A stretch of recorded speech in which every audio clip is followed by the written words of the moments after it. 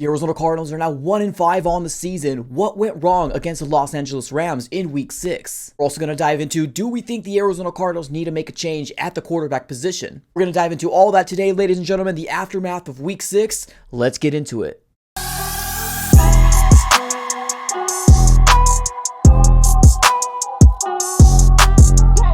What's going on, everybody? Welcome back into another video. Definitely do me a huge favor, smack the like button on this video and subscribe for more Arizona Cardinals content. Don't forget to follow me on all my social platforms. Everything will be in the description below. Also, don't be one of these guys that love to hover around the channel. Just subscribe it up. It's absolutely for free. In honor of the Arizona Diamondbacks playing in the NLCS today, we are rocking our Arizona Diamondbacks gear. Go Diamondbacks and take care of business. All right, everybody, let's dive right into it. Let's talk about the aftermath, the good, the bad, and the ugly of the performance, the Arizona Cardinals versus the Los Angeles Rams. Now, as of right now, the Cardinals are sitting at 1-5 on the season, and the Rams are 3-3. And let's be honest here, ladies and gentlemen, the offensive performance that we ended up seeing this last week was very, very bad.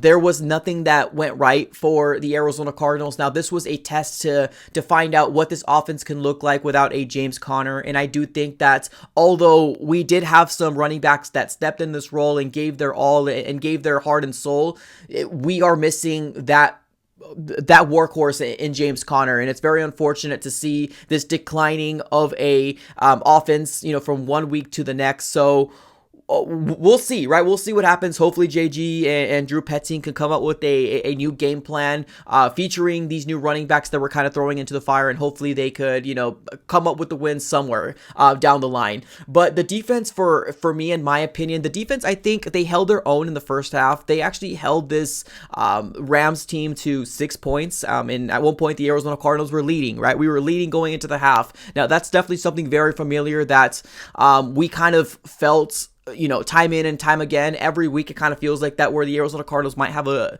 glimmer of hope, or we take the lead, and in the second half we completely crash and burn, and then the Arizona Cardinal offense either goes down and there's no response, or the defense just basically becomes Swiss cheese, and we can't really stop the run, or we can't stop the pass, and it all kind of seems like the same thing that we're seeing over and over again. Now, a stat that we don't really talk about very much, but I want to make sure that we highlight here, is that the Arizona Cardinals offense, or I guess the total amount of points that the Arizona Cardinals has put on the board from the first half compared to the second half throughout the entirety of the 6 weeks. As of right now, the Arizona Cardinals have put up a total of 87 points in the first half throughout the 6 weeks total, and in the second half, it's been 30 points in the second half. So completely big difference in a discrepancy between the two numbers, right? We're 87 points in the first half compared to the second half at 30 points. And that's definitely something that needs to be fixed. That JG, as well as Drew Petzing and all the coaching staff, needs to really put their heads together to kind of come up with a plan and figure out why the Arizona Cardinals are looking as bad as they're looking in the second half compared to the first half, right? Now, in this last game versus the Rams, although the main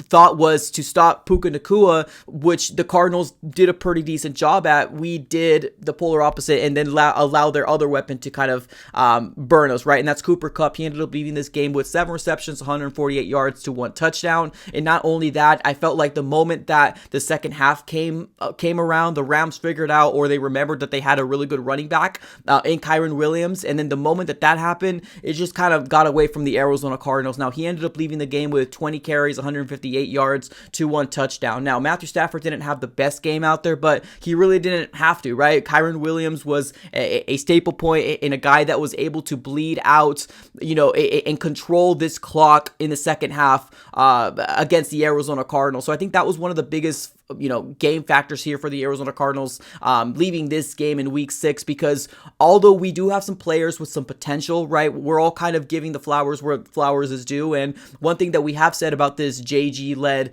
team is the fact that they do have grit, right? They do have fight. It does seem like they are trying to win games, but the realism here is that we don't have a roster that's going to give you a full 60 minutes, right? We have a roster that is very, very dependent on let's see what our defense can do, right? Because it doesn't seem like our offense is able to be as consistent as we all want them to be. Josh Dobbs had a very, very strongly performance in this game. He ended up leaving this game with 21 of 41, 235 yards and 1 interception, right? All the points that we've scored in this game came from Matt Prater. And honestly, I love that we're getting, Matt Prater involved and getting the consistency there. But if you want to win games, you're going to need to have Josh Dobbs to make those big, explosive plays that we're lacking in this game, right? Now, there was one specific pass that I remember very vividly, and it was to Zach Ertz that he ended up throwing behind him. And of course, that ended up leading to the interception of Josh Dobbs. And I feel like at that very moment, that's kind of when it all shifted for the Cardinals, because that's when the offense was starting to kind of click. But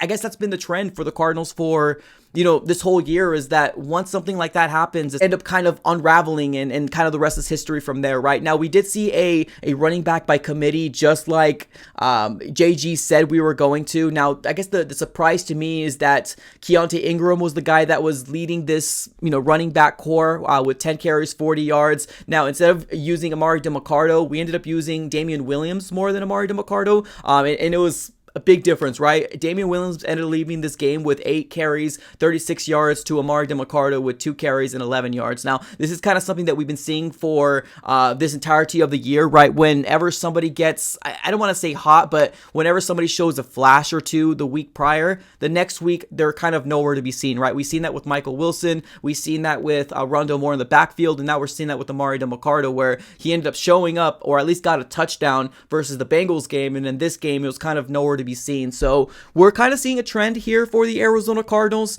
We ended up seeing Trey McBride probably having his best game of the year, which is pretty good. But the Zach Ertz situation, I know some people want to, kind of trade him away or release him. I'm not one of those guys that are giving up on Zach Ertz so easily. Now, if the Cardinals do decide to trade him away, I do believe that there is a instance where it makes sense to trade him away to get as much value as we possibly can. Because let's be honest, right now, as where we are at right now as an organization, we're 1-5, right? We don't exactly know 100% where we're going to be in the next 2 to 3 weeks, right? Are we going to be a 1-6, 1-7 team, right? When is Kyler Murray coming back? There's so much unknown. There's so many questions for this Arizona Cardinal organization that it's not going to be fixed with, keeping Zach Ertz on the roster, right? Now, Zach Ertz obviously is an aging tight end, and he might benefit from going to a contending team and hopefully winning himself a Super Bowl with a different team. Because as of right now, the Arizona Cardinals are nowhere near contending for a playoff spot or nowhere near contending for a Super Bowl spot, at least as of right now while recording this video, right? Now, we do have, I believe, what's like 11 games right now left in the season, and I know we can completely turn this around. Looking at where we are at with our roster that we have, it doesn't really seem like the Arizona Cardinals are going to be able to right the ship unless Kyler Murray is going to come back anytime soon and he plays like absolute Superman. But we'll see, right? I know the direction is that we heard JG saying that we are going to have Kyler Murray playing a decent amount of games, but like it all kind of seems like further and further away the more and more loses that we have on the record. Now, do I want to see Kyler Murray? Yes, I do, but it's almost kind of like a selfishness because I want to see Kyler Murray out there because I want to win games. But truthfully, you're playing the game to win games and hopefully get into a playoff spot, right? Now, there's so much implications to come out with if Kyler Murray does come back, right? Is he going to get hurt, right? Are we going to, try to win as many games as we possibly can? And I know some people might say, for what? But honestly, I think it's pretty important to evaluate Kyler Murray still. But honestly, it is going to come down to the coaching staff and the Arizona Cardinal organization to really figure out if we are a 1-6, 1-7 team, is it worth bringing Kyler Murray out? And that's definitely something that we're going to follow very, very closely to see what's going to happen with the future of Kyler, if it's going to be here with the Cardinals or whatever they're going to decide to do, right? But as of right now, we are a 1-5 team heading into week 7. And I know a lot of national people and a lot of people that made fun of this roster kind of called it already. Call me blindly optimistic, but I really had a lot of hope and optimism for this Arizona Cardinal organization to not be undefeated, right? But at least have 2 wins. Like, that's crazy. Like, that's my standard. At least 2 wins. Because honestly, if we had 2 wins, we wouldn't be talking about what we're going to be diving into right now, right? Which I think the biggest talking point right now is that a lot of Cardinal fans are seeing enough, right? That they've seen enough of Josh Dobbs, and I think including myself, I want to see what we have in this rookie quarterback in Clayton Tune, because we've seen a 6-game sample size of what Josh Dobbs can do, and we're 1-5. Nothing's changed, right? We've seen week 1 happen and we gave them a mulligan. We've seen progression and everything was starting to look good. And then we ended up going to that San Francisco 49er game. And then we said they're the best defense out there. We're giving them excuses. And then week 5 happened, didn't look good. And then week 6 happened and he didn't look good again. So I'm kind of starting to not really think that Josh Dobbs is the best option for the Arizona Cardinals to win. Now, do this coaching staff believe so? I do believe that JG still does trust, Josh Dobbs to win games. But to me, at this very moment, it's kind of one of those things. It's like, why are we expecting a different result when we're doing the exact same thing over and over again, right? The definition of insanity is the best way to describe what we're seeing so far. Now, do I think it's going to be a change at the quarterback position? Probably not.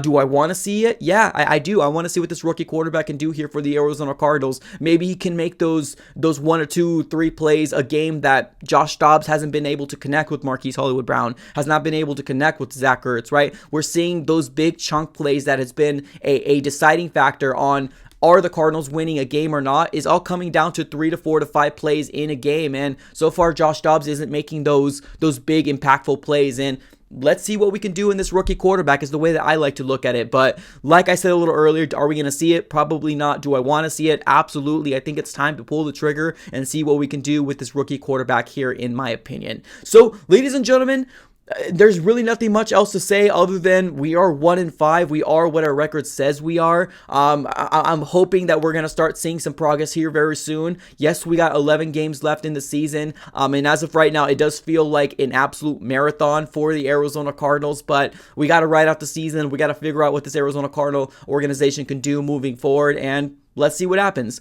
All right, ladies and gentlemen, appreciate you guys for tuning in. As always, have a great rest of your day and go Cards.